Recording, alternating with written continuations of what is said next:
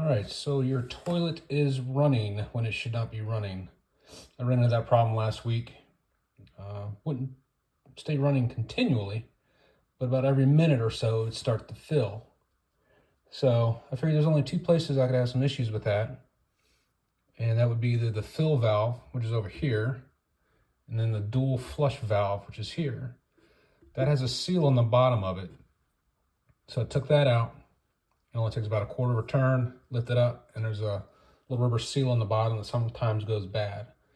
So I took that off, set it aside, went to the store, forgot the seal at home. So I bought a pack of seals. Apparently they didn't fit. I guess you got to get them very specific for the toilet you have. Mine happens to be a Glacier Bay. And while I was there, I went ahead and got another fill valve. I said, well, let's just go ahead and replace that too. So I ended up replacing that, which is not that difficult. Just got to take the, turn the water off. There's a nut on the bottom. You have to take that off, and then you just replace it and hook everything back up. But since I got the wrong seal, I decided to go ahead and clean it and put it back on. It didn't look bad. It wasn't pitted. It wasn't warped. So I was like, let's throw it back on there and see what happens. Maybe clean it did the trick. So I put that back on, filled it back up, flushed it a few times, and hey, it seemed to be working. I was like, hey, I must have done something right. But whenever I put the lid back on, about a minute later, it would flush again. I was like, what in the world is going on?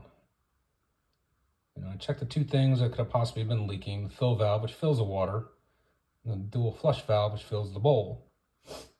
And I fought with that for a couple of days, and I was debating whether or not just to keep the toilet with the lid off. But I said, well, it's got to have something to do with the lid, since that's what's causing the issues. So what the problem was these stems down here. They tighten right there. This one had come loose.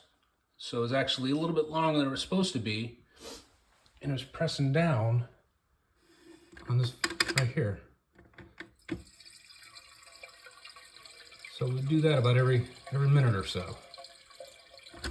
So all I did, tighten that back up, threw it back on, and everything's worked since.